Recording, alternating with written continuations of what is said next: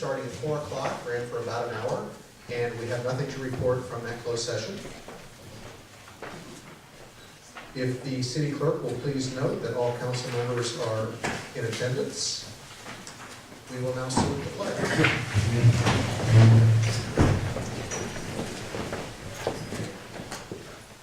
Allegiance to the flag of the United States of America and to the republic for which it stands, one nation, under God, indivisible, with liberty and justice for all.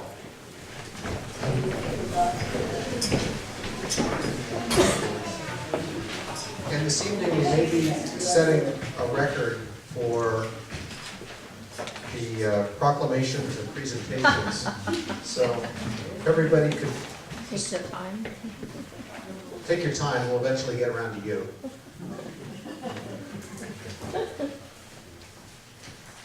First, we have a proclamation declaring April as Child Abuse Prevention Month.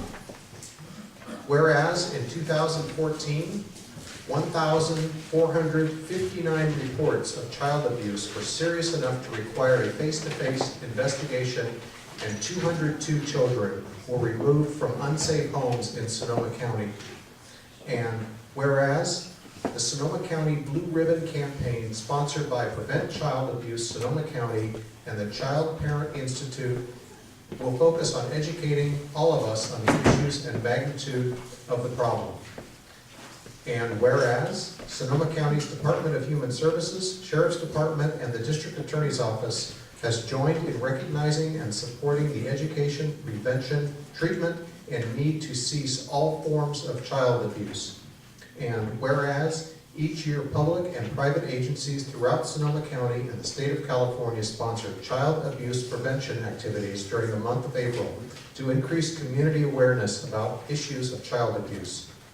And whereas child abuse prevention and support will continue year-round, and whereas working together, we can make a difference for all the children in our city, and I will add, in the world. Now therefore, be it resolved that the City of Sebastopol hereby proclaims the month of April 2015 as Child Abuse Prevention Month, in witness whereof I have hereunto set my hand and the seal of the City of Sebastopol the 7th day of April 2015. Mr. Mayor, I'm not sure what the protocol is. I'm here on behalf of CPI to accept Come on up. the proclamation.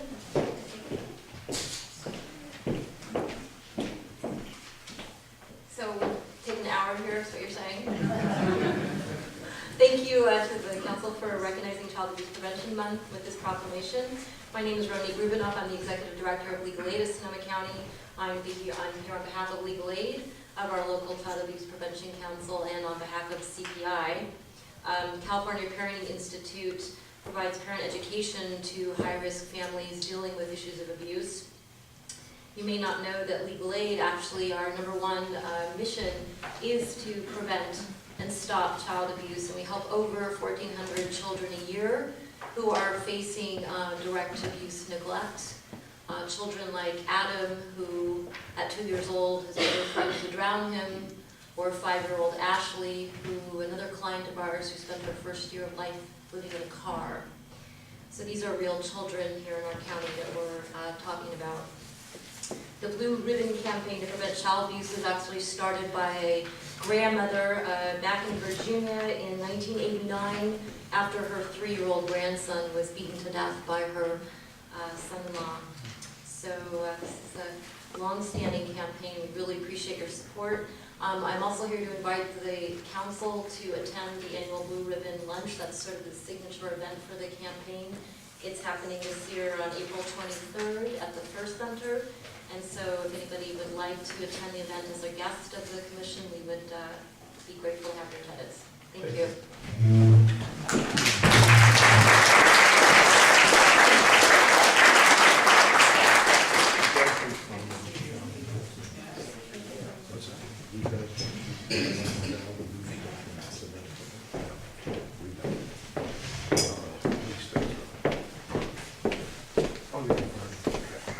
Proclamation proclaiming April 19th, 2015 through April 25, 2015 as National Crime Victims' Rights Week in the City of Sebastopol. Whereas more than 26 million Americans are directly harmed by crime each year, and approximately 50% of violent crimes are never reported.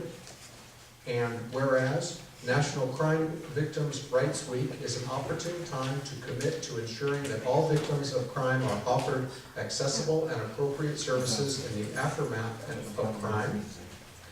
And whereas the City of Sebastopol is dedicated to building partnerships with trusted sources of support, including community leaders, religious groups, schools, and other agencies to better reach and serve all victims of crime. Now therefore, be it resolved that the City of Sebastopol City Council hereby proclaims April 19th through April 25th, 2015 as National Crime Victims' Rights Week in the City of Sebastopol, and reaffirms the commitment to respect and enforce victims' rights and address their needs during Crime Victims' Rights Week and throughout the year, and to express our appreciation for those victims and crime survivors who have turned personal tragedy into a motivating force to improve our response to victims of crime and build a more just community. In witness whereof, I have hereunto set my hand and the seal of the City of Sebastopol the 7th day of April 2015. Is there a representative? Please come up.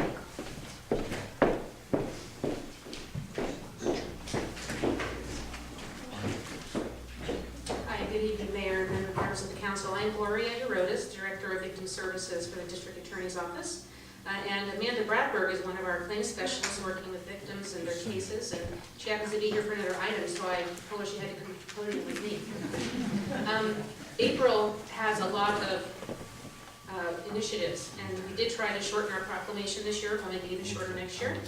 We're talking with partners about combining our proclamations, because we know it does take a lot of time, but we appreciate you hearing the issues that are out in the community.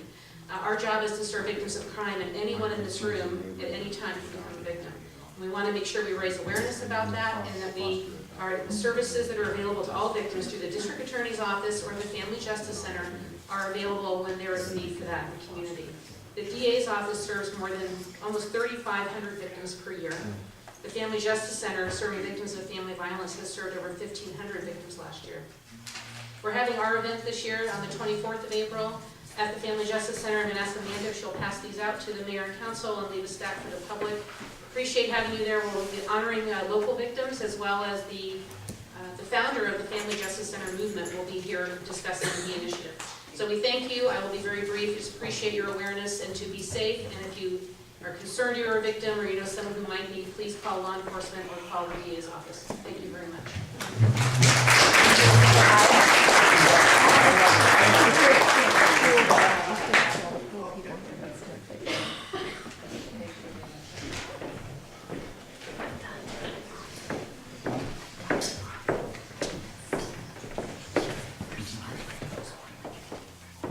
Proclamation proclaiming April 12th, 2015 through April 18th, 2015 as the Week of the Young Child.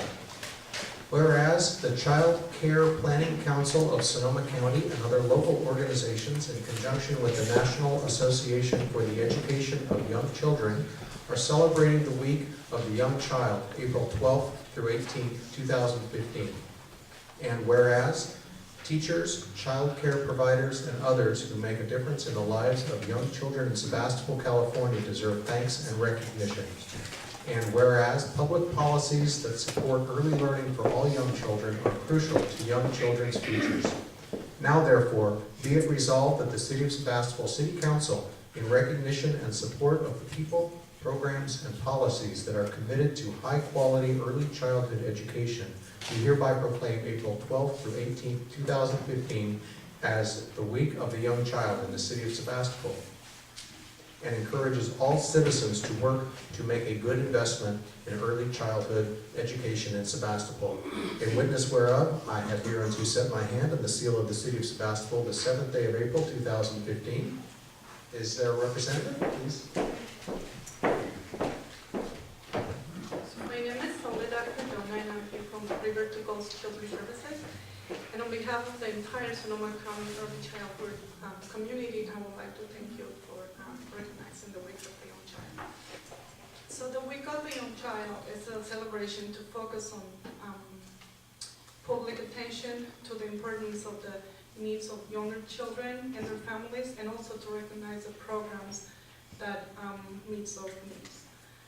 I just want to say thank you for everybody, and let you know that care for the youngest community happens in many high-quality programs in Sonoma County, from a family child care home to large center, co-ops, and everything in between.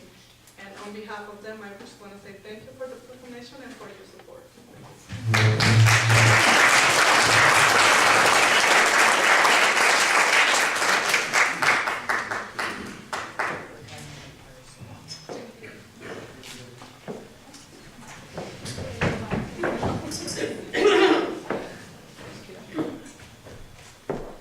And I forgot to mention this at the start of the meeting, if folks could either power off or silence your electronic devices so that we are not disturbed, we would appreciate that.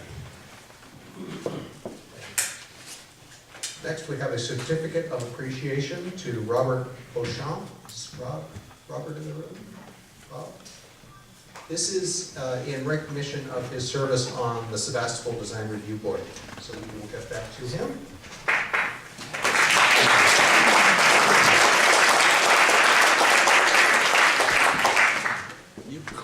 And I don't think it's any secret that the next one's going to probably raise a few eyebrows around town. And the council certainly knew this when we decided that this was an appropriate measure to take. This is a proclamation honoring Helen Shane for her dedication and commitment to the city and community of Sebastopol. And I have to say that as somebody who was on one side of a fence, and I want to say that I was, it just that was the perception. And that as I had got to be known a little bit more and was out in the public a little bit more, I'd like to think that those perceptions grew. I'm not sure that they were wrong. I'm not sure that they were right. I'm just glad that everybody has such an open mind and is able to look at people in a new and educated light once you get to know somebody. And I'd like everybody to look at Helen in the same way, because whether or not you've agreed with her in the past, she doesn't care. She doesn't care, but she cares about Sebastopol, and I think that that's worthy of honor all by itself. Whereas Helen Shane moved to Sebastopol in 1991, and whereas during the many years that Helen has lived in Sebastopol, she has contributed much of her time and energy to make a difference by advocating for the protection and preservation of this community and keeping Sebastopol charming, local, friendly, and artistic. And whereas she has worked with others in the community to protect the environment and agricultural roots of Sebastopol, to advocate for affordable housing, and to preserve the small town character of Sebastopol. And whereas Helen was appointed to the City of Sebastopol Planning Commission, during which time she studied, discussed, and made decisions on issues that impacted the City of Sebastopol and its residents. And whereas, while serving on the Planning Commission, she also served on the General Plan Advisory Committee, creating the Citizens Blueprint in order to achieve the city's vision. And whereas her leadership and commitment to her work on the Planning Commission, General Plan Advisory Committee, the Laguna Advisory Committee, and the Sebastopol Tomorrow Steering Committee, among others, have helped Sebastopol maintain its unique qualities. And whereas the City of Sebastopol recognizes and appreciates Helen's tireless dedication and sensitivity to the public's right to have responsive and effective local and transparent government in Sebastopol. And whereas, although retired, she has remained deeply involved in the issues affecting this community. And whereas the city will miss her no-nonsense style of candor, humor, and passion for this town. Now therefore, be it resolved that the Sebastopol City Council recognizes Helen Shane for her many years of hard work, dedication, and commitment to the City of Sebastopol and community, and wishes much happiness to her and Fred in the start of their new adventure. In witness whereof, I have hereunto set my hand and the seal of the City of Sebastopol the 7th day of April, 2015.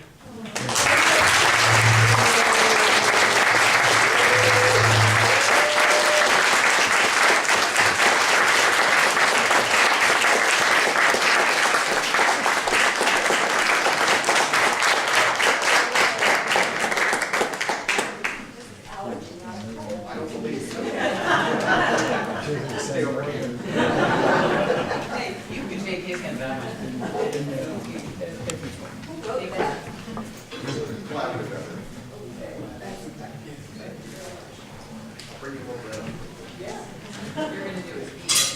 gonna say something?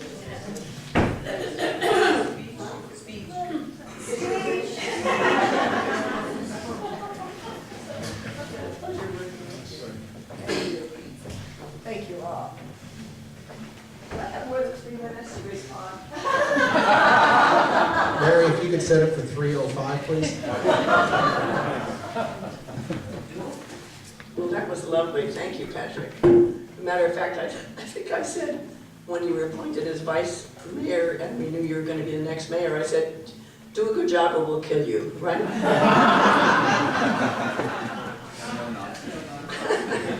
Chief?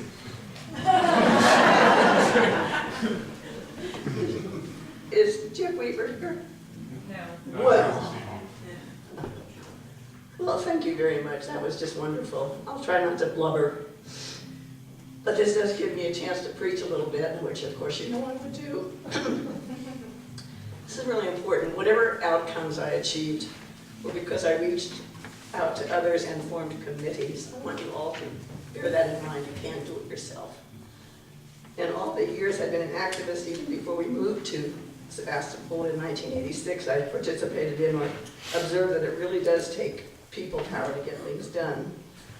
I was a newspaper guild activist for many years where committee meetings, getting people together around a policy or strategy or principle was the way things were successfully accomplished. As a single parent for many years, my mantra for my daughters was don't flail, deal with it. Sometimes they echo that back to me now, so I know it took. A small example of it, a lot of people don't know about this. This is interesting, I think. Here's the text on a postcard that was sent out in 2002. Want a rifle range in the Laguna? Come to a meeting Thursday, January 10th, 2002 at 7 p.m. at the Sebastopol Grange on Highway 12. The meeting was called for by the Santa Rosa Police Department to discuss building a rifle range on the Brown Farm in the Laguna. Only nearby property owners were informed of it. Come and speak out about what you think of this project. If you are interested in further contact about the health of the Laguna, send your emails, etc. And it was signed, the Defenders of the Laguna. This was before emails were used to the extent we use them now. We made sure that the city of Santa Rosa knew about the Defenders. The upshot was that they canceled their meeting and the very ill thought out project simply faded away. The powerful Defenders of the Laguna was a huge committee of two, Bob Evans and me. Bob is a former middle school principal active with the then Laguna Foundation. He spent a total of $79, what a bargain, on postcards, made lots of calls and sent out emails. The point, of course, is that we didn't try to go it alone, shaking our fists in the air. We organized community resistance, or at least made the city of Santa Rosa think we had. And that's the key. Since then, the email list has grown. We absorbed, with permission, the email list of the Laguna Preservation Committee, added to it names of people collected during the Northeast Area Plan era, when Barney Aldrich proposed building 300 market-rate homes at what is now the Barlow. The list grew exponentially with the advent of CVS. Some people dropped off the list over time, some names were added, but always by request of the individual.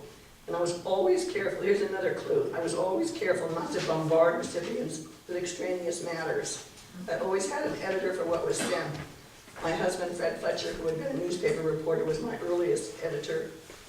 He was going to come tonight, and this didn't have the energy, but I wanted to thank him for that. And everybody needs an editor, maybe more than one, that's another clue. Don't send it out before you've read it twice and had it edited. I counted the names on the list the other night. It is now composed of 645 names of members of the community who want to stay informed of what's happening or may happen in their community. As before, I did not go it alone on the anti-CVS campaign. The late John Kramer was, as I'd like to say, my co-conspirator. He and I were the only ones who had for several years put in the time and some hunks of money to oppose the CVS project. And the masses of community members who rallied around and attended meeting after meeting were the real heroes. While we weren't totally successful, one more page.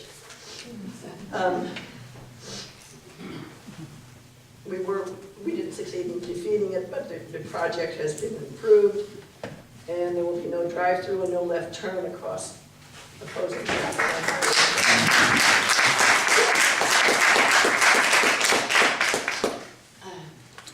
And CVS will pony up some money for remediation of traffic caused by their business. When John became ill, he repeatedly told his family, "You've got to help Helen." So Nancy Dobbs and Annie Dobbs Kramer stepped up, and while they couldn't fill John's shoes, it was comforting. I want to emphasize that the $350,000 legal costs for the city were for its defense of the CVS legal suit, and did not happen because of our lawsuit trying to keep them out. That's another important thing I'd like you to keep in mind. One moment. So while Fred and I are moving to Santa Rosa, we will always keep track of what's going on. I still have the list, and it will be used sparingly as usual by me or someone else who believes in small-town Sebastopol. My email address won't change, nor will my cell phone number. I will always know what they've been up to, and I will always care. I will not flail, and I will not others know and I will let others know to deal with it. You can take the woman out of Sebastopol, but you can't take Sebastopol out of the woman. We were assigned a mailbox number at Paulin Lodge the other day, and that number is 116. I swear I didn't have anything to do with it, but I thought, yeah, that's synergistic. So never doubt that a small group of people, a thoughtful, committed people, can change the world. Indeed, is the only thing that ever has.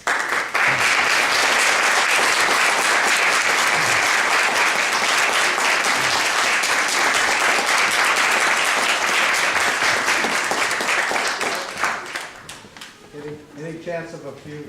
We'll have public comment following the presentations. Okay. Now we have 3 years of service awards, and Chief, start off. Thank you. Okay. Well, thank you, Mayor, Council, staff, and those that are in attendance tonight. This is truly something that I know myself and Chief Weaver, we look forward to with the Length of Service Awards program. Tonight I have 2. I have a 5-year award and a 25-year award. I'll start off with the 5-year, but what I'd like to do is invite Tommy Leach up here next to me at the podium. Tommy? So Tommy joined us 5 years ago, March of 2010. He's a firefighter EMT, and he's currently going through a paramedic internship with the San Rafael Fire Department. So that's good news and bad news. Good news is that Tommy is pursuing a goal of his. And when I say bad news, the only bad news for me personally would be when he's working in San Rafael, he's not working for Sebastopol Fire, so, but that's okay. This is something that Tommy is working on.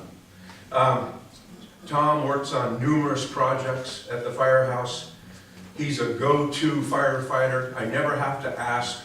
He'll just take care of it. He takes care of all of our small equipment, chainsaws, rescue equipment. He's very meticulous and very good at that. I'm just going to share a couple of stats with you with Tommy over the last 5 years. As you know, we train on Thursday nights, 50 Thursdays a year average. Tommy, over the last 5 years, has attended 200 training nights or 600 hours of training in the 5 years. And emergency calls for service, which we respond to all 911 calls. Tommy, over the last 5 years, has responded to 2,300 emergency calls for service. Wow. He's very dedicated, he's very committed. We are very fortunate to have Tommy on our department. And I know there's someone else in the audience that's very proud of Tommy, and that's Mom and Dad, because Dad, Tim Leach, has been with the fire department for 23 years. So anyway, I would like to introduce to you Tommy Leach.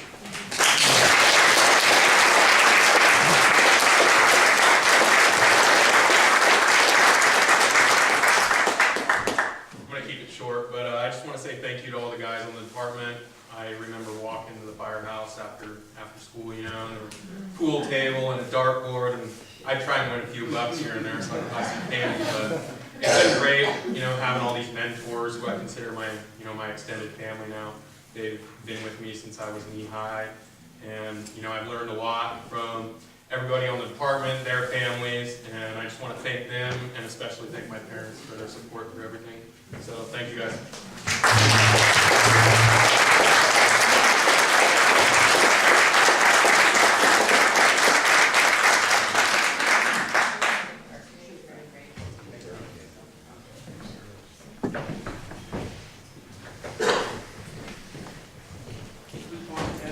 Mom and Dad, would Mom and Dad stand up?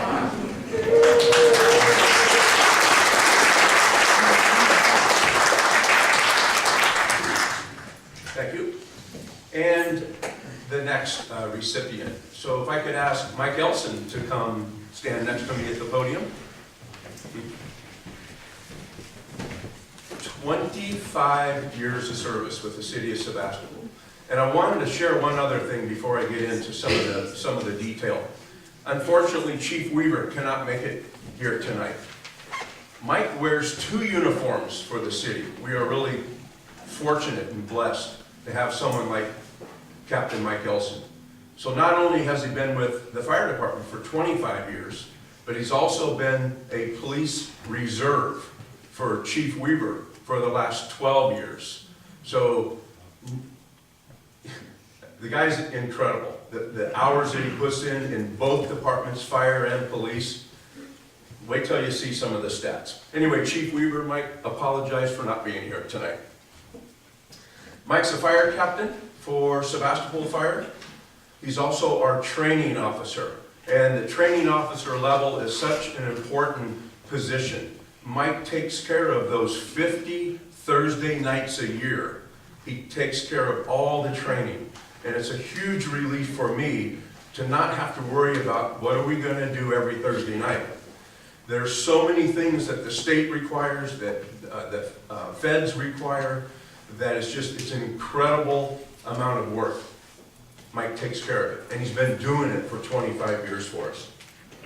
He's also a fire investigator, an inspector, he's an EMT, and for his full-time position, he's a fire captain for the Windsor Fire Protection District. And he's also, during the last year, he's been an acting battalion chief. So that's the next level of promotion, and Mike has been an acting battalion chief for Windsor Fire. Mike received the Firefighter of the Year award a few years back, and that's the top award that you can receive as a firefighter, as a member of our department.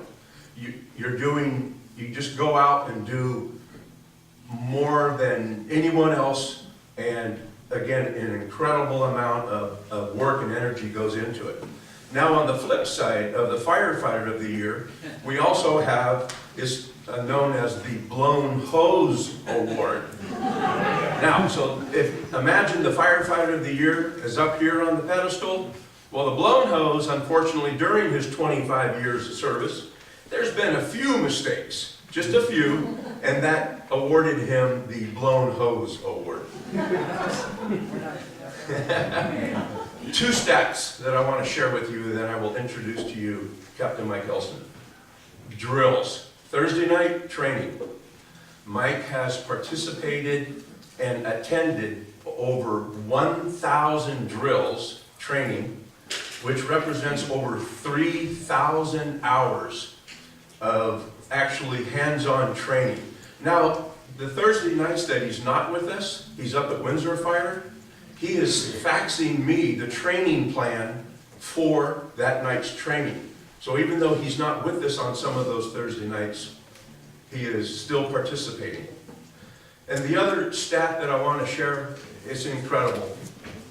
A lot of the people in Sebastopol still, they're not aware that these are volunteer firefighters, that they're coming from their homes, they're coming from their workplace. 3 in the morning, they're getting out of bed to respond to emergency calls for service.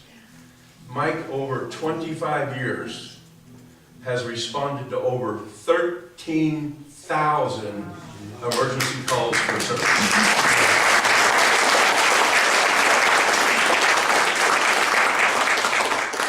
So with that, I would like to introduce Captain Mike Elson.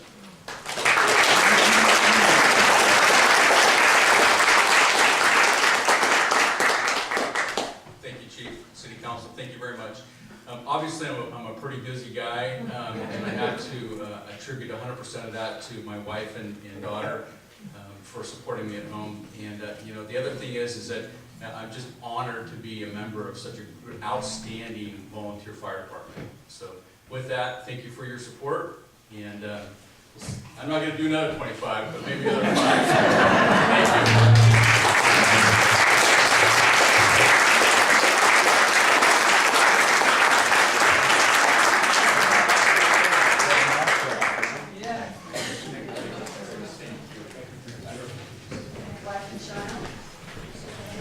Yeah, Department of Freedom.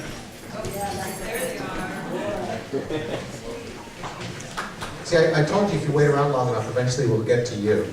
So I think our final presentation this evening is going to be presented by our city manager / city attorney, Ray McLaughlin, and this is for the city clerk, Mary Gurley.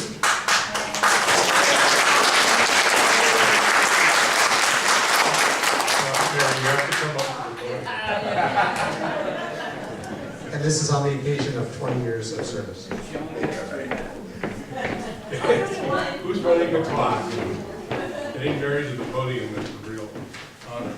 And it's my pleasure to present Mary Gurley, our longtime city clerk, on the occasion of her 20 years of service to the city of Sebastopol. Mary was hired in 1995 to work in the planning and engineering departments, and in 2006, she was selected out of 37 applicants to become our city clerk.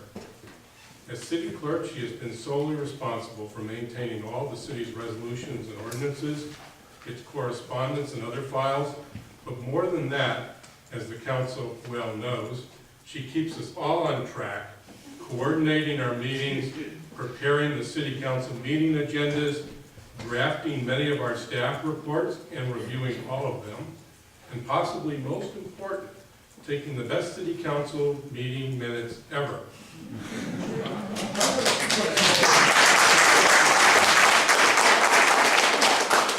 Which is the record of our city government in action. She is the bedrock of our city's administration, and in recognition of her hard work and skill, Mary has twice been nominated for California City Clerk of the Year. Even so, Mary continues to improve her knowledge and skills. She has received 12 scholarships for city clerk trainings and conferences. She graduated from the first Sonoma County Local Leadership Academy, the first of its type for local government leaders in Sonoma County. It was my honor to present that. And in May 2013, Mary completed the requirements to receive the coveted Certified Municipal Court Clerk designation. The first time our city has had a certified municipal clerk, and she is now working toward the goal of receiving her Master Municipal Clerk designation.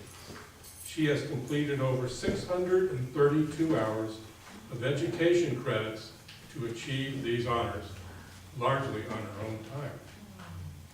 As a city employee, Mary has also been nominated 6 times as our Employee of the Year, winning the Customer Service Award one year, the Inspiration Award another year, and in 2010 she was selected as Employee of the Year.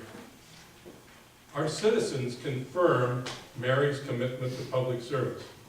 In looking through Mary's personnel file, I saw letters and comments demonstrating the public's recognition of her service to our community, as in, to quote one letter, quote, "She performs her duties in an exemplary fashion and goes above and beyond the call of duty." I think we all recognize that when a citizen calls City Hall, Mary's is the first voice they hear.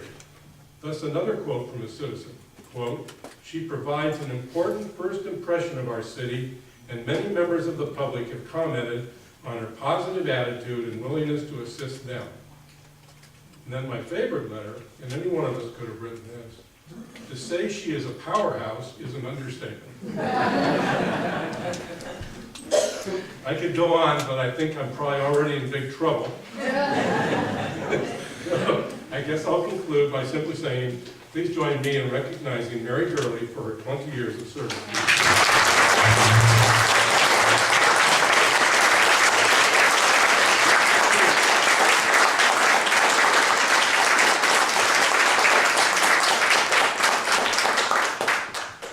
I'm going to be really brief too. I know it's a long meeting. I just want to say thank you. 20 years is a long time, but it seems like minutes. I mean, coming into work, working with the council, working with Larry, working with the staff, I mean, it's been a wonderful 20 years.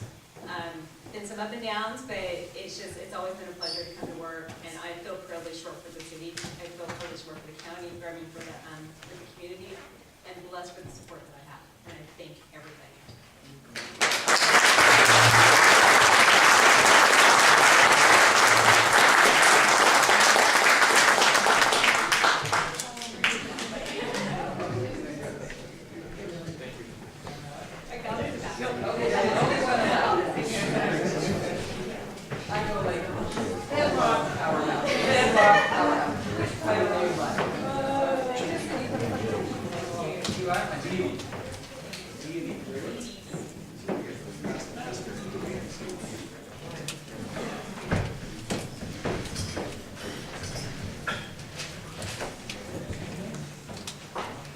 So now we will have public comment on the previous items, the proclamations and presentations. If anybody would like to speak, please come forward, state your name for the record, and you will have a 3-minute time limit.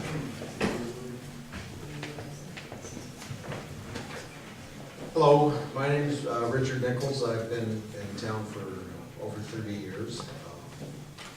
And I'm a friend of Helen's and an associate. We've been working together for, I don't know how long it's been. It's a long time. But I just have a couple of things to say about it. So I know there's a cliche that goes around about older women.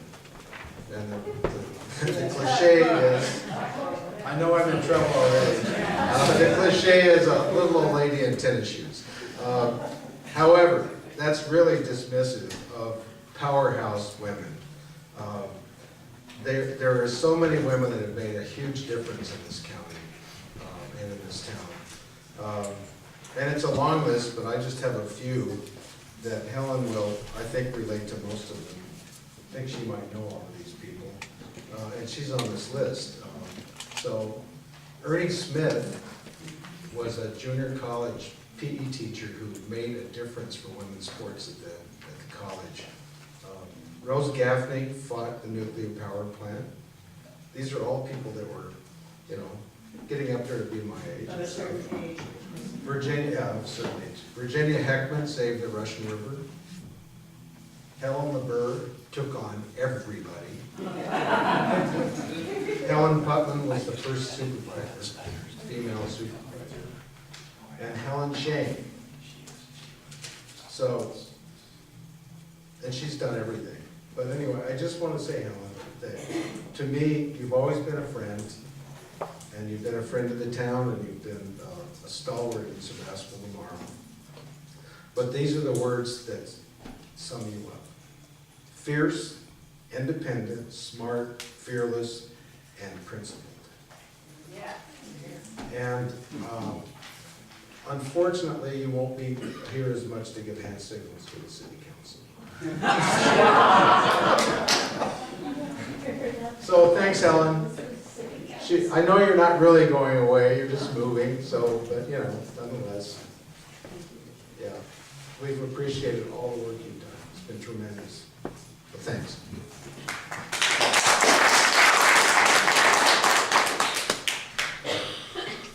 If somebody could hit the lights for us, we'd appreciate that. Thank you. Jane Nielsen, I don't live in Sebastopol, but I consider myself a member of the wider community. Tennis shoes. I have aspirations. I'll really miss Helen being in town. She's not going that far away, thank goodness. But I'll add a few words to Richard's list. Very smart, very informed, and very concerned citizen, always, wherever she is, I'm sure. Mary, you just make me smile every time I go by City Hall. Thanks for being.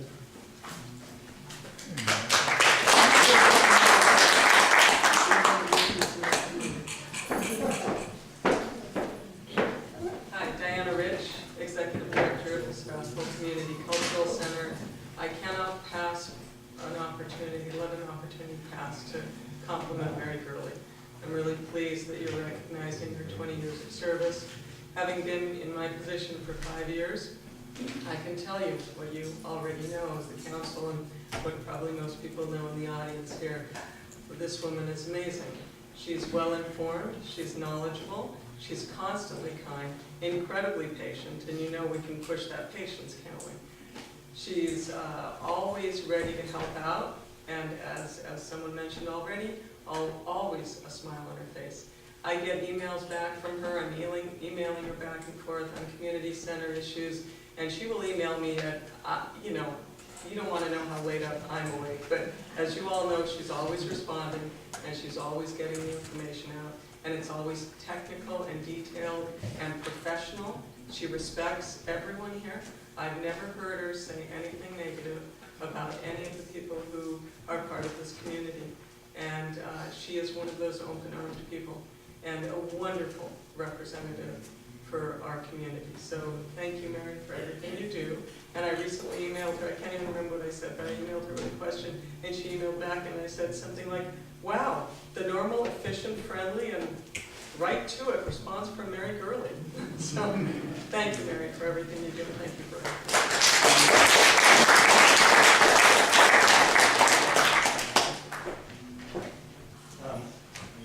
Hi, I'm Jonathan Greenberg, and I just couldn't miss the opportunity to talk about Mary for a minute here. I wasn't planning it, but you know, having run for city council, it was such a, you know, the shoestring attempt. It was so difficult to the whole filing part of it and the whole paperwork. And Mary was so wonderful. I mean, and she has this manual and a guide. It was really encouraging. It was the only easy thing about running for city council was having Mary Gurley as the city clerk. And she's a great copy editor too. And I don't know if I've ever said this publicly, but I had done all the copy editing I could do. I had put it in, here it is, Mary, and she's looking over it and counting the exact number of, you know, for the ballot statement of characters. And in the word, and she says, oh, what about this one? And I had said, pubic interest instead of public interest. And she changed that for me. And thank you, Mary. You're a great copy editor as well as a great city clerk.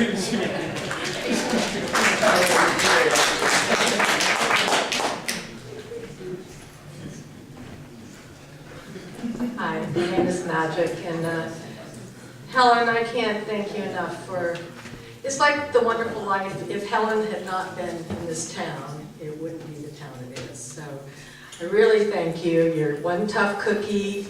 I always knew where you stood. You've always been respectful, a great critical thinker, a fierce fighter for the truth and what you believed in. And I just really, really thank you, really deeply. And I want to thank Mary Gurley, who has never, ever made anyone in this town feel she was one side or the other. She's always been a service, You have always given me everything I needed to know instantly, put me through to whoever I wanted to talk to. I liked your pun, I don't know if it was intended, but it just seemed like only minutes that you've been here.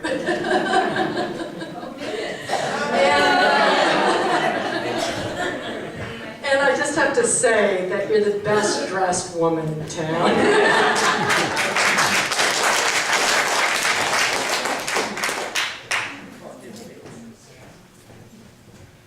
Okay, we'll close public comment on the presentations, and we will open public comment for items that are not on tonight's agenda.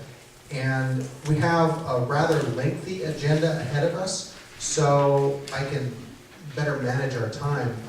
Is there a show of hands as to how many people want to speak during open public comments? That's 1, 2, 3, 4, okay, 5. Okay, so we'll devote 20 minutes to public comments, and that should take care of everybody who's identified now.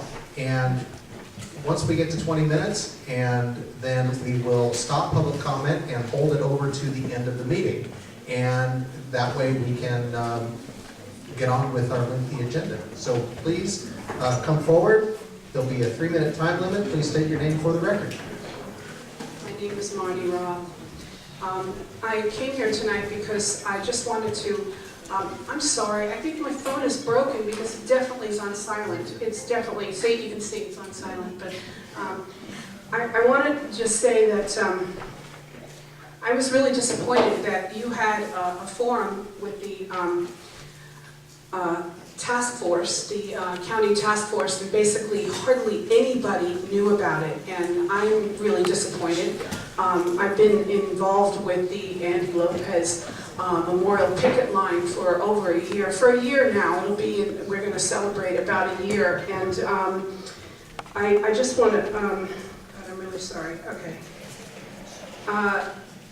And so we didn't really get to come before and talk about such an important issue, as the only reason why the task force even came together was because the Board of Supervisors got so much flack from the community and from so many people that they set up this task force because Andy was killed, and there were a lot of questions unanswered, and of course that there was never an indictment of Eric Gelhaus. The only recommendation that was sent to the Board of Supervisors so far, that was sent by the task force and voted on, was to remove this man from the streets. He has not been removed. So I'm just saying that I wish there had been a dialogue. This is an important community. This is an important area of West County.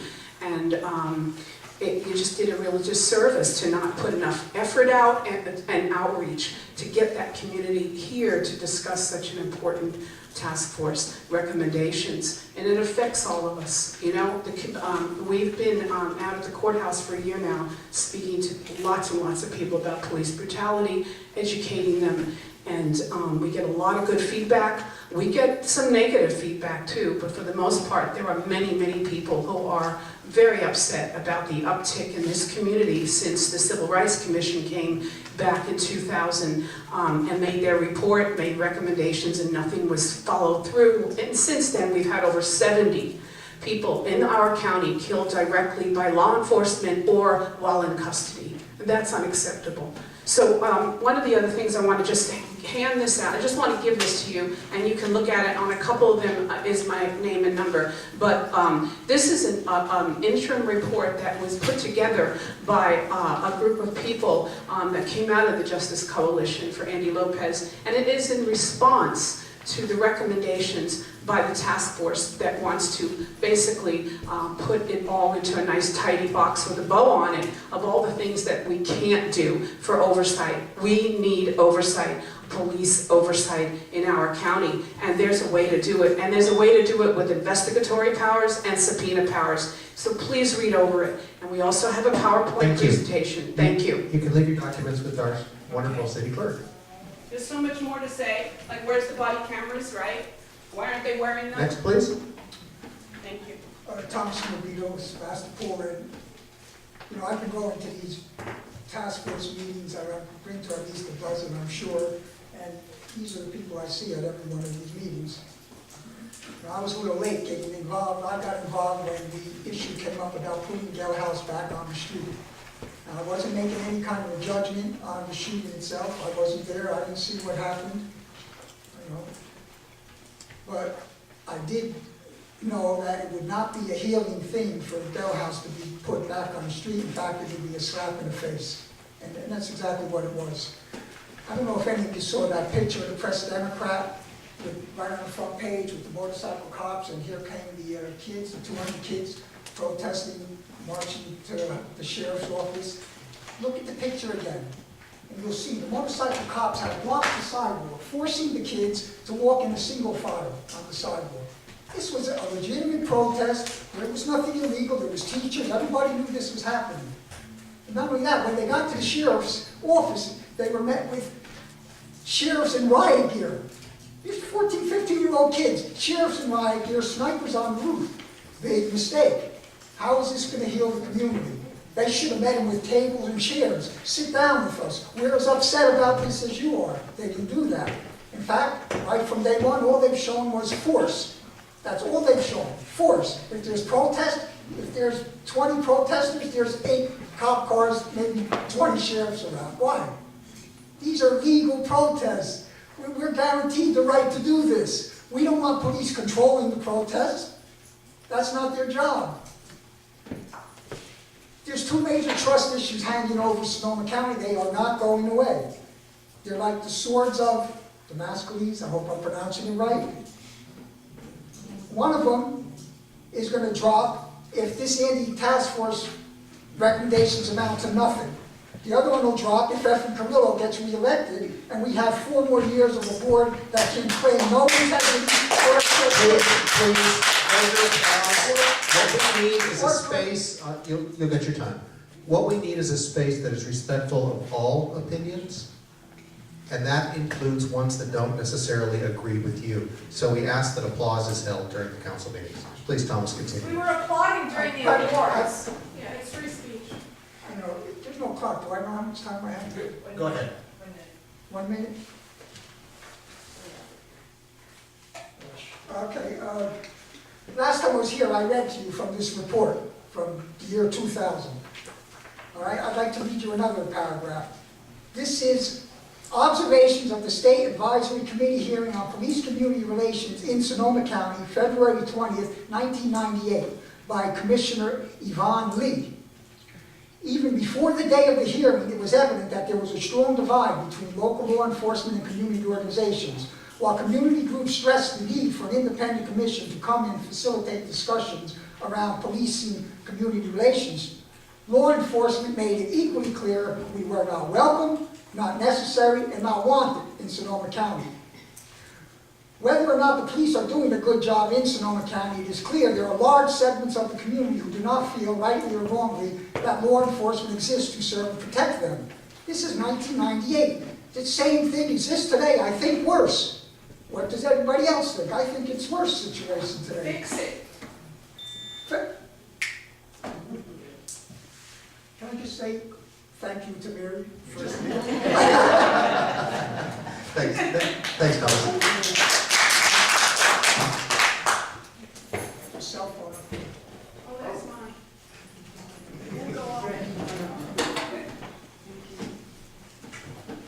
Good evening. During my lifetime in Sonoma County, which spans 53 years, 4 criminal incidents stand out in bold relief due to their horrific and abominable nature. 1. 7 murders committed by Ramon Saucedo. 2. The kidnapping, rape, and murder of Polly Klaas. 3. The senseless, random murder of Deputy Sheriff Frank Trejo. 4. The shooting of 13-year-old Andy Lopez by Sheriff's Deputy Eric Delhouse. And it is the latter act which compels me to address you this evening.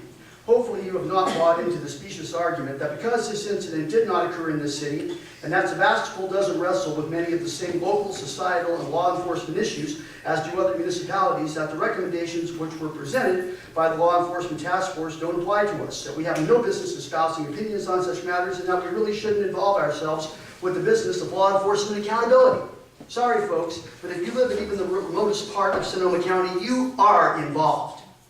Therefore, I would urge you to not only signal your individual and or collective support for the lofty recommendations which have thus far been made by the task force, but I would urge you to request that they be strengthened by adding both subpoena and investigatory powers to the list of powers which the independent auditor and the Citizens Review Board will possess as they pursue justice and resolution following receipt of a formal complaint by a civilian. Now, allow me to address a peripheral but equally important issue. As someone who spent 43 years living in Southwest Santa Rosa by birth and by choice, and as someone who has spent the past 12 years residing full-time in unincorporated Sebastopol by choice, I am in a unique position to comment upon and offer historical perspective regarding some disturbing observations regarding life at these incredibly divergent ends of our 5th district. A city that is justifiably proud of its progressive credentials and possesses a passion for the promotion of social justice cannot cloister nor isolate itself from its brothers and sisters who reside at the other end of the Great Divide, which is how I refer to that long, dark stretch of Highway 12, which to some is referred to as the Scenic Highway, but to me has taken on an ominous persona of a disturbing separator between the haves and the have-nots. Let us be impelled to action by Abraham Lincoln's moving words. The dogmas of the past are inadequate for the stormy present. We must think anew and act anew. We must disenthrall ourselves. Accordingly, I am placing a challenge before you this evening. I'm asking you to take the unprecedented step of reaching out to those who live at the other end of this great divide so that we may share our passion for the arts, our unshakable infatuation with all things environmental, as well as our predisposition towards that intangible commodity known as quirkiness, which is my idea, by establishing a new and novel sister school and sister classroom program, which is Eileen Moravito's idea. Just think about it. The possibilities for sharing our social, economic, resplendent outdoor beauty of our wonderful West County with other youth are limitless, and in turn, the youth of Southwest Santa Rosa will reciprocate in kind. I personally feel that in a post-Andy Lopez world, we must all do our part to ensure that the youth of this county, no matter where they reside, will have ample opportunities for education, recreation, and outdoor activities, regardless of their race, residency, or position on the economic spectrum. Thank you. Thank you. That was rapid. That was slow. Hi, I'm Jonathan Bengert. I just want to thank the people speaking on Andy Lopez. I spoke on it, I think it was last month, and did mention, since then there's been a great article in the Press Democrat in which the person who is the head of the Association of Civilian Commissions or Oversight Commissions said the most important thing is unfettered access to the information by the commission, and I hope that the City Council could, in addition to some of those other recommendations they've heard, put that in its letter. I want to talk tonight not about that, but about the Sonoma West Medical Center and the hospital. I know that there's a presentation today, but it's not agendized, so there won't be public comment. Yes, it will. There will be? Okay, well, I'll briefly say it now then, anyway. No? You'd rather wait till? I'd rather you wait. So there will be public comment then? Absolutely, it's on the agenda. Thank you, thank you. Hello, Everett Fernandez, Litchfield Avenue. Good evening. First of all, let me preface my comments by saying two things. First of all, that I love my town of Sebastopol. I was born and raised here. I raised my family here, and we have and continue to often volunteer our time, resources, and energy for the betterment of our community. Secondly, I also want to say that I have great respect for the risk that our police personnel take in protecting our safety and those around me, and appreciate their efforts. For years, and even more recently, I've heard comments from law-abiding friends and family living outside and in Sebastopol regarding our police force. People often commenting about the unfriendliness of the Sebastopol police officers, and I've heard some saying that they choose not to come here, especially at night, as they feel uncomfortable, as if they are being watched or followed and made to feel uneasy. Quote, they circle around like predators looking for any hair out of place, end quote. I have come across some of those situations myself and have until now chose to let them go. But now I feel compelled personally and at the urging of others to step forward about a situation that recently happened to me. Last Friday, I was returning home from Santa Rosa at approximately 11:30 p.m. After waiting for the green light at our town's main intersection of Sebastopol Road and Main Street, I turned and proceeded south to my home about a mile away. There were few, if any, other vehicles on that stretch of road. I noticed an SUV police patrol vehicle was following behind me and another patrol vehicle just ahead of me. I was very conscious of my driving and felt a little nervous, but at the same time relieved, as I had no reason to be concerned. I had not had a single drink of alcohol, and I had an excellent driving record. In fact, I had thought to myself rather humorously that I was getting a private escort home. But that humor ceased when suddenly the patrol car behind me flicked on a very bright and startling array of red and blue lights. The patrol car in front of me followed suit. I immediately pulled over and parked on the side of the street, somewhat alarmed at the situation. My thoughts shifted to perhaps my vehicle and or I perhaps fit a description of some other vehicle involved in some serious crime or violation. This seemed very serious. What was going on? The police officer from the front vehicle cautiously approached my vehicle from the front passenger side, while the other from the rear vehicle walked up on the same side from behind. Although understandably nervous, I was anxious to find out what all the commotion was about. I rolled down the passenger side window as the officer approached. I said, "Good evening," but before I could ask why I was pulled over, the officer said in a stern voice, "You were pulled over because your license plate light is out." "Oh," I said in surprise. "Really? I had no idea." "Can I see your driver's license?" said the officer with no expression. "Yes, of course," was my response. As I was looking in my wallet for my driver's license came the most surprising part as he asked me, "Are you on probation or have any kind of outstanding warrant on your record?" What? I thought to myself, what an odd question to ask. Why was I being treated in this way?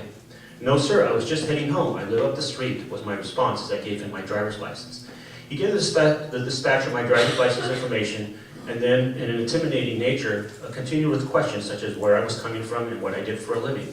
I politely answered all his questions. He heard back from his dispatcher, and as I had anticipated, that I had a clean driving record. He gave me back my license and said, "You're free to go, and make sure you take care of that light." "Yes, sir," was my response, and I had it home just about done. As I told my wife what had happened, and the more I thought about it, I was upset, felt degraded, insulted, and treated as if guilty of some serious crime. And after all of that, to be told I was free to go. And here I thought all along that I was already free. As I mentioned it to a few others, it became a topic of conversation at our Easter gathering. It became clear that it was rather a rude situation, and there was no reason for that kind of treatment or intimidating attitude in the town I live in. To serve and protect is the motto I often heard about those serve as public officers that night, and currently I feel neither of those. I hesitate to bring this forward as perhaps I didn't want to cause any problems for myself, be singled out in the future, or further add to our town's police reputation. And then I reminded myself that Sevastopolians speak up. We are often the first to speak up when there appears to be something unjust or unfair, even if it's uncomfortable, unpopular, or just to occasionally say the emperor has no clothes. Incidentally, you'll be relieved to know that I'm no longer driving in such a reckless manner. I did replace my license plate light. It's a sensitive situation. I'm not asking that our officers let their guard down. They often face uncertain and dangerous situations. But I do ask for some common courtesy, politeness, and maybe even an occasional smile. But at the very least, to be treated with respect and as innocent until proven guilty, not the other way around. And speaking for the police chief, and I feel like I can do that because he said this so many times, if anybody ever has an issue with any of the officers that serve on the police force, call Chief Weaver personally. He welcomes those calls and certainly would welcome one regarding the situation. Please. I hope I don't go missing. Hello, council members. My name is Frank Size. I'm sort of a recent person who's moved into your area. It's been 4 years. I had scouted out this area prior to moving here. But there have been some things that have been uncovered that I find sort of irresponsible from the community and how they respond to what happens inside. My whole discussion with you is, what do you do with the mad that you feel? Here, these are famous words that were said by Mr. Rogers from his neighborhood. I grew up during that time, just like you, and I'm sure you probably, as young people, probably paid attention to it. But the whole essence of this is, once I moved into the community, and then I found out what happened with, the willful killing of Andy Lopez, and then it brought me into more the history of Sevastopol, Jeremy Chass. What does this community feel to allow whatever happened with Jeremy to pass by without a fight? Like a fight that is happening with Andy Lopez. It's great for you to give out these recognitions from the fire department. What have they said that they have done and how to handle mental health? I didn't hear a darn thing.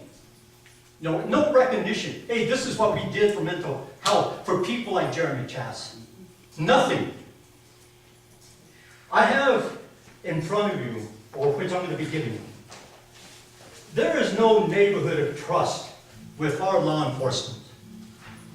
Here, this is a young man, 24 years old, beaten by 6 sheriff's officers, held, beaten, tased 20 times. There's a lawsuit coming up out of this.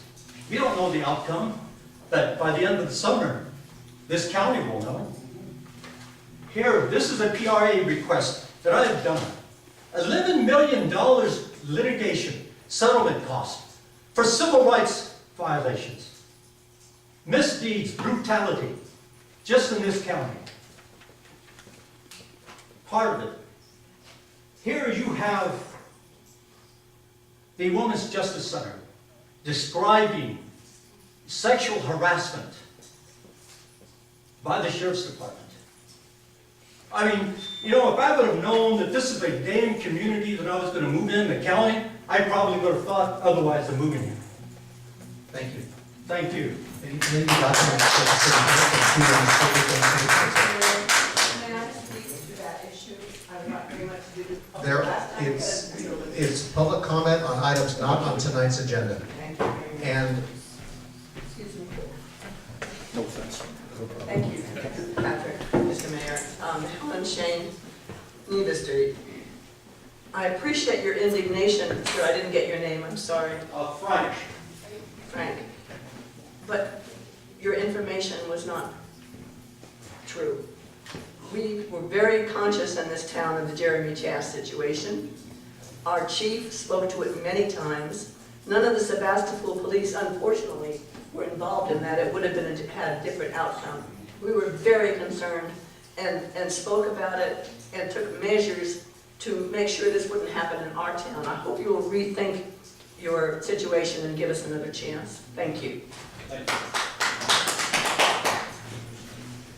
Magic. I'm glad, Mayor, that you let, I'm sorry, tell me your name again.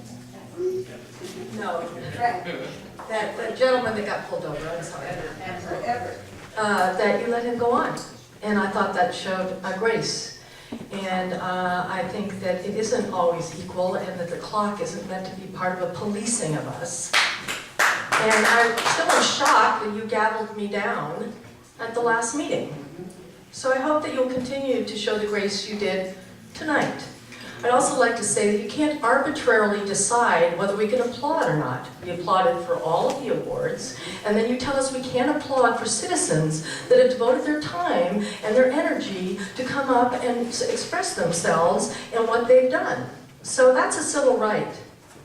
I also want to talk about the last meeting when you talked about the diversity issue in our police department, and you jokingly, Mayor, said, well, here diversity would be baby boomers, implying that we don't have any people of color in this town.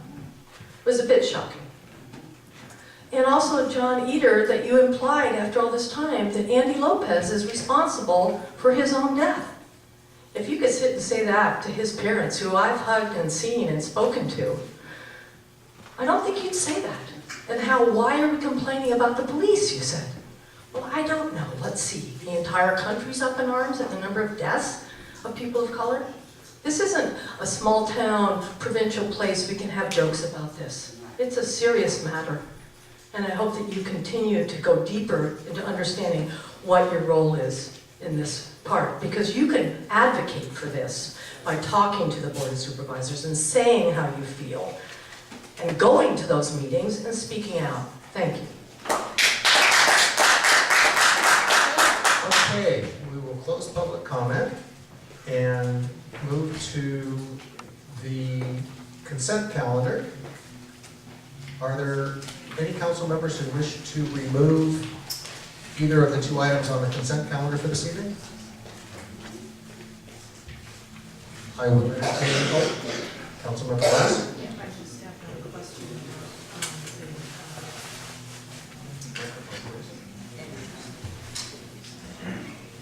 question about the mobile home item.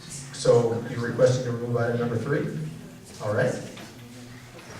We will take that off, leaving just the item number 2 as the consent calendar.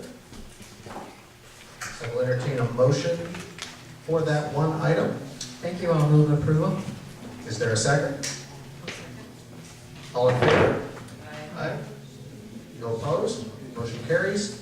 And for the record, that is the award of contract number 2015-01 for the remodel of the Sebastopol Community Cultural Center remodel. And so there was a request to remove item number 3. Can you anticipate the length of this discussion? 2 minutes. Okay.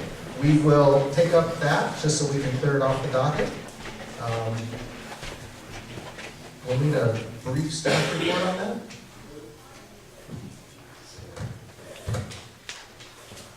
The city has a mobile home rent stabilization ordinance, and similar to, identical to the same ordinance that other communities in Sonoma County have.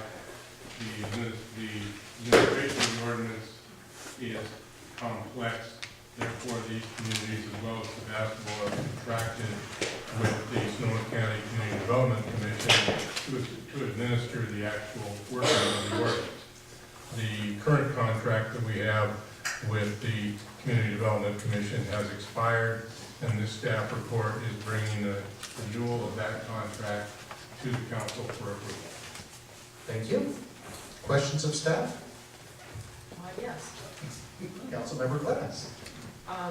So, you know, I'm sure our city manager is aware that there are still people at our mobile home park on the south side of town that are still wringing their hands and upset about that bad legal snafu that happened regarding their rent stabilization that was kind of a problem a few years ago. And I just wanted to find out, how you feel this agency is doing in terms of really staying on top of how the rent and those the little tiny issues that go into. As I recall, that issue really had to do with whether something was a maintenance issue versus capital improvement, and then they got stuck having to pay more rent when they shouldn't have, because something got misclassified county-wise, blah, blah, blah. So I just want to be assured that you think that this agency is doing a good job.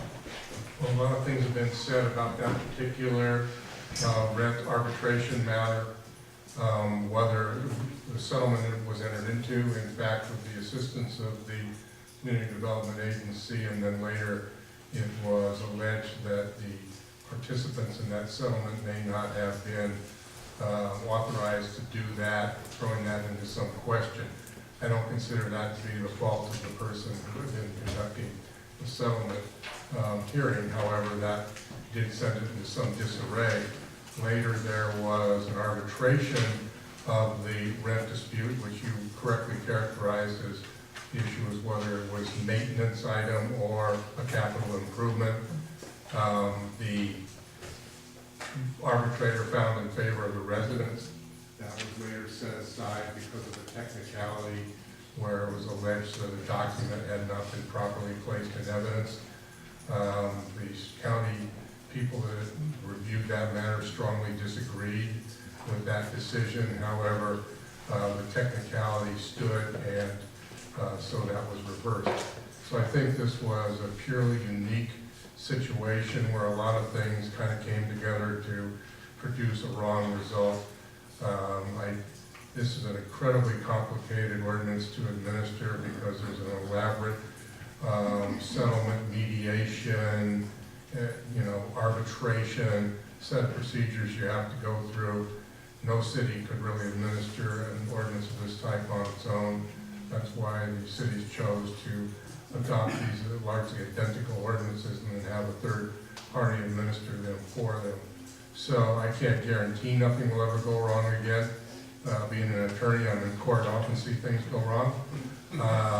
But I will sure lessons were learned from that, and I doubt that there'll be a similar incident in the future. So we haven't seen any more impending problems, and the residents there are all feeling listened to and heard, and like that's all. Well, I will say that nothing to do with the item before the council this evening, but there are continuing issues being addressed over the upkeep, mechanical issues in the park, some allegedly having to do with residence maintenance, others having to do with park maintenance. It is a challenging topic. Normally, those are HCD, the state agency, comes in and does inspections. The building inspector seeking to return that jurisdiction to HCD.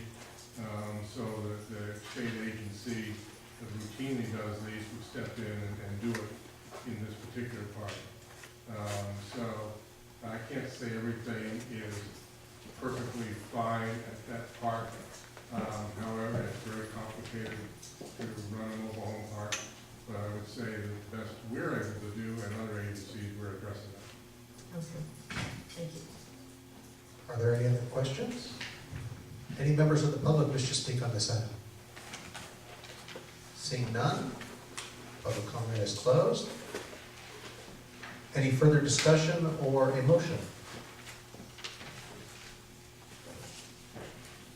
I'll move that we adopt item number 3. Approval of the agreement between the City of Sebastopol and Sonoma County Community Development Commission for administration of Sebastopol Mobile Home Rent Stabilization Program. Is there a second?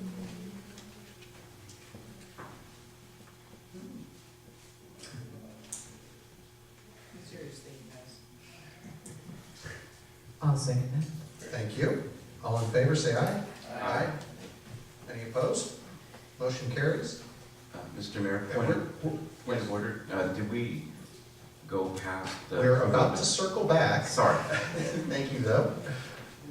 We have the approval of minutes, which I skipped over, so we will take these one at a time. We have 2 meetings to approve the minutes for, or not. Meeting of March 17th, are there any revisions or corrections? Is there a motion to approve? I so move. Is there a second? I'll second. All in favor? Aye. No opposed? And we have the minutes of our special meeting on March 30th. Are there any revisions or corrections? I will be abstaining. I would not. Thank you. I will move approval of these minutes. Is there a second? All in favor? Aye. No opposed? So we're at 20 minutes after 7. Was there a request for a little bit longer? You're okay? Okay. So we'll proceed with the next item on our agenda, which is item number 4. This is the annual informational update to the City Council and to the community on the IVES Pool yearly activities. Ricardo Fernandez.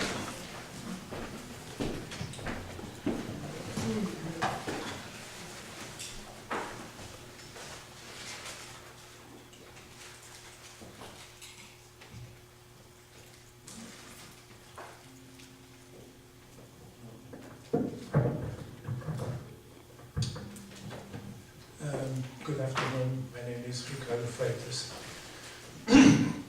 I'm the executive director of IVES Pool, West Sonoma County Swimmers.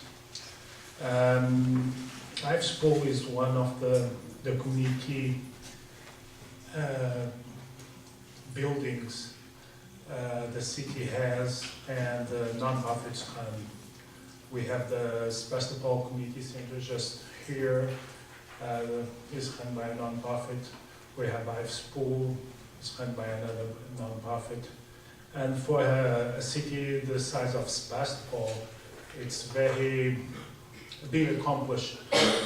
The city of Sebastopol has these amazing non-profits and these, basically the park and recs of this town. And I want to say thank you to all these nonprofits and the board of directors of these nonprofits to run the parking heights of Sebastopol. I saw here the executive director of the Sebastopol Community Center, and she does a great job. And all these organizations do a great job. Next door to Ives Pool, we have the Sebastopol Performance of Art, also does a great job giving activities to everybody.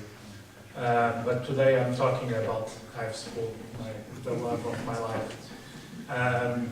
I'm at Ives Pool for 11 years, and I never saw so many people like the last couple of years. I remember the Mayor Slater came a couple months ago, 6 months ago, to the pool, and he said, "Oh, I pass here every day and I see the pool full of people." Yes, that's true. Ives Pool was opened in 1941 by a donation by Mrs. Ives, and since then, the last 74 years, it's have been a fun and a healthy place for the community of Sebastopol. And we have the pool. Last year we opened the pool for 360 days. We just closed for Christmas Day and also for 4 days for maintenance. And on that 4 days, with the help of the City Public Works and a contractor, we changed the boiler of the pool, and also we put 6 new starting blocks for the swimming pool. So the Rotary Club made a donation of 6 blocks, diving blocks for the pool, and in 5 days, 4 days, we put them on and put new boiler, and we will open again on Saturday. After that week, we were closed. Last year we had 84,000 people coming to Ives Pool. We have 14 different programs, and we are open an average of 15.5 hours.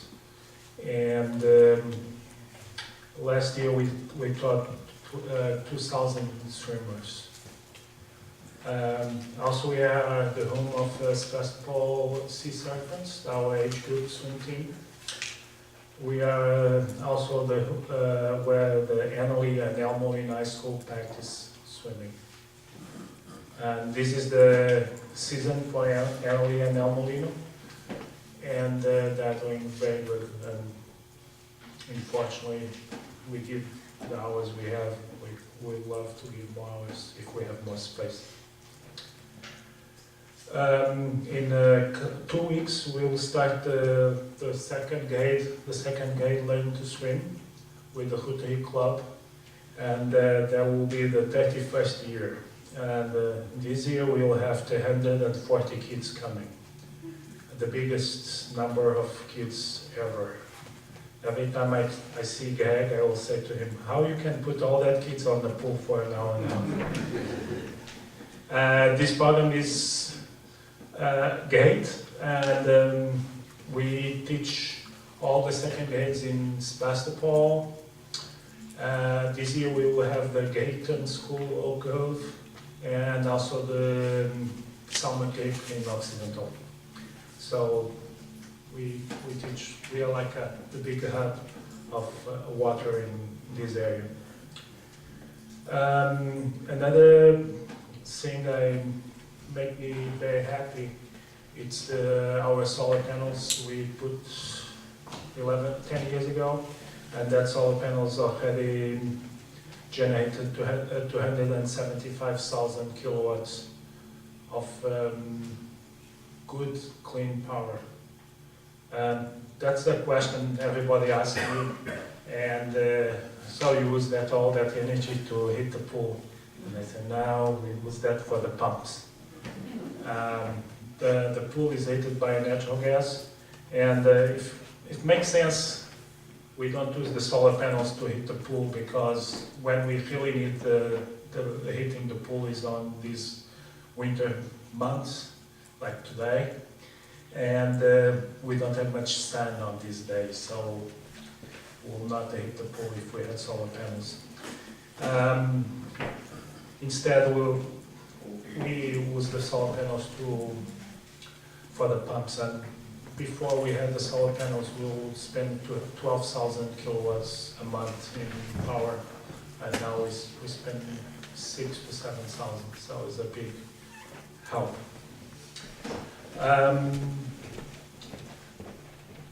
I already spoke about the last project we have at the pool, the boiler, and also the starting blocks. One thing we really need, and we are starting probably soon a campaign, it's the renovation of our bathhouses. Our bathhouses are too small for the number of people we have at our facility. That bathhouses were made when Sarah was at Park and Recs Commission, and was in 1980, and probably they were not thinking that pool will be open all year round. And now we are open all year round, and we have a lot of people. I've never been on the women's locker room for some reason. But sometimes we have 40 plus people changing on that locker room, and we have only 5 shower heads. So it's a big crunch to be there with all that people. So that's the project we are planning to do on the future. I would like to talk with the city and see what we can do. To make this thing less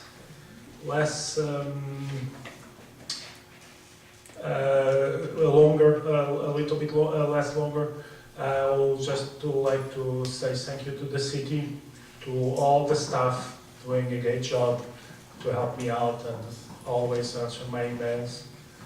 And many times I'm tired and my English is not the best, but I always try to have a communication with the city and see if we can have that pool open. For the last 5 years, I received at least 10 calls from cities around America asking how we can handle to have a pool open. So that's a miracle. That's it. Any questions? Are there any questions?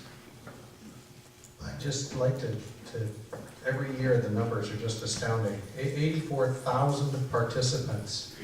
Obviously that's not 84,000 different people. No. To only be closed 5 days out of an entire year, almost 16 hours a day open. The numbers of youth that are taught to swim, which is a life safety issue, it's not a recreation issue.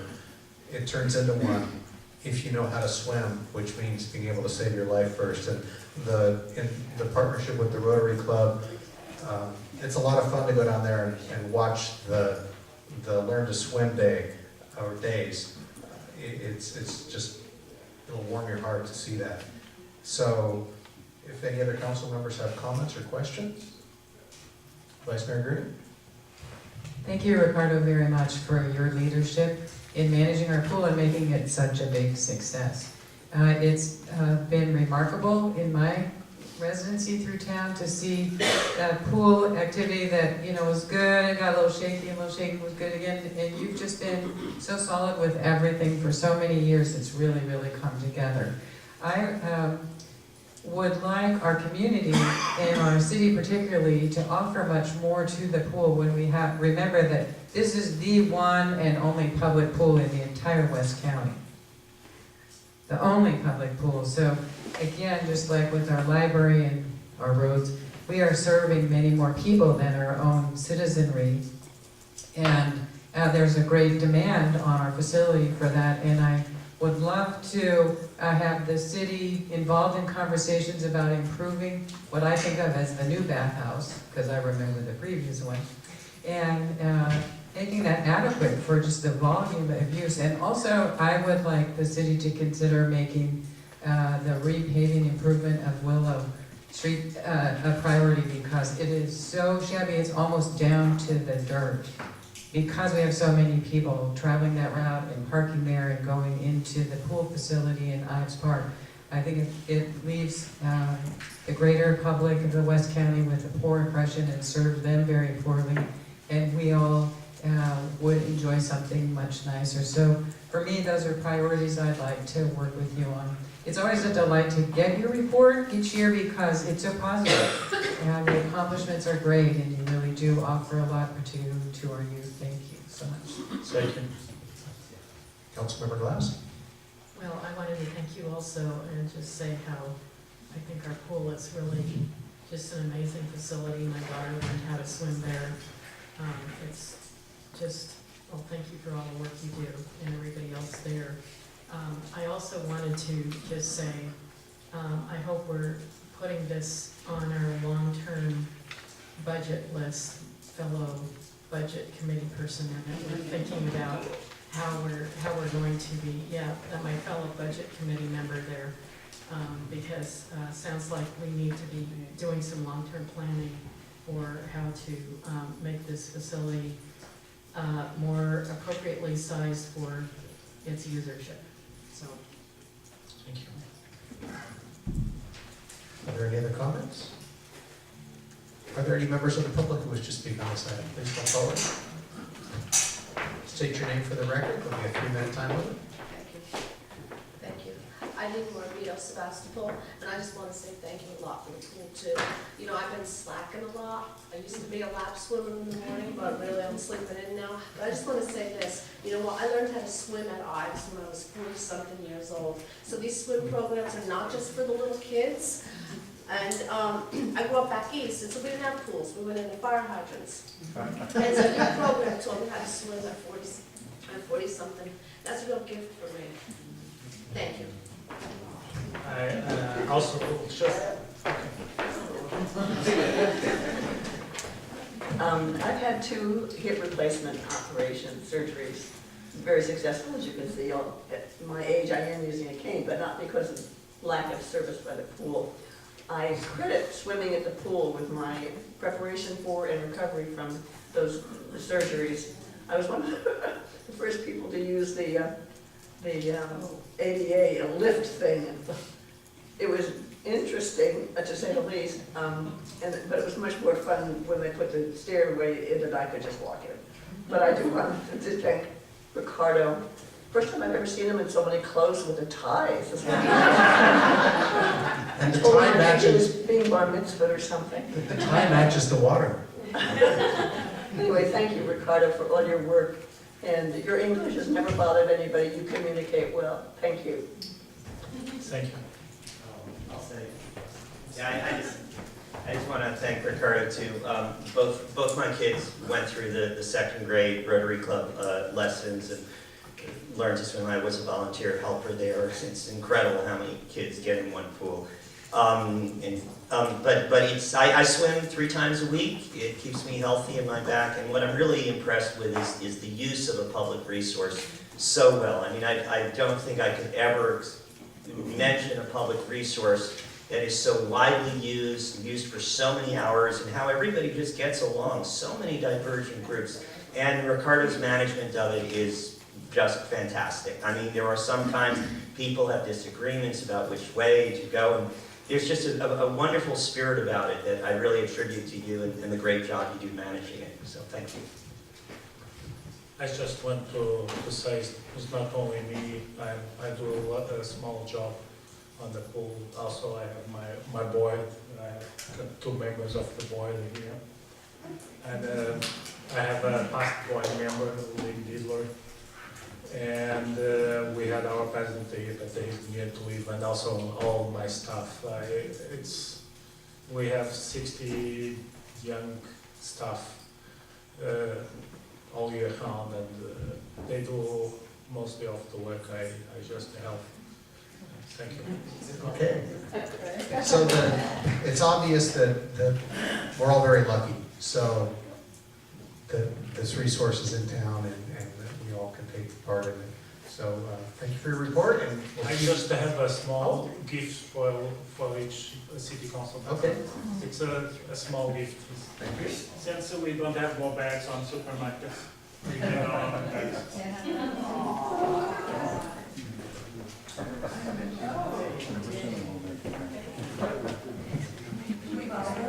Yes.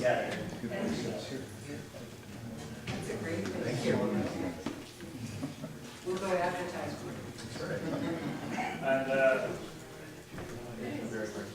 And I get to the stuff of it. So we have our fish. We made a sculpture a couple years ago, and I put our new sentences: think global, swim local.